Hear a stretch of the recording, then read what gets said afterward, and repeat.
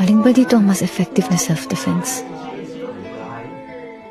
Sana ko hindi masasaktan. Hindi naman ako manhid para hindi mapansin yung tensyon kanina.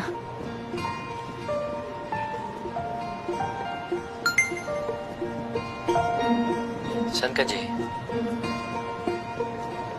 Pero ayoko muna isipin. Huy! Kapunta! Utang ka na naman, oh. Hindi. Di daw.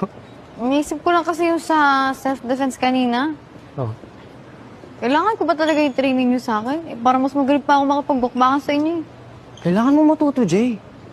Tsaka, kahit naman magaling ka makipaglaban, kailangan mo rin pagtanggol sarili mo. Hindi puro atake ka lang. Iwasan mo rin masaktan, Jay. Tama ka naman. Pero kasi,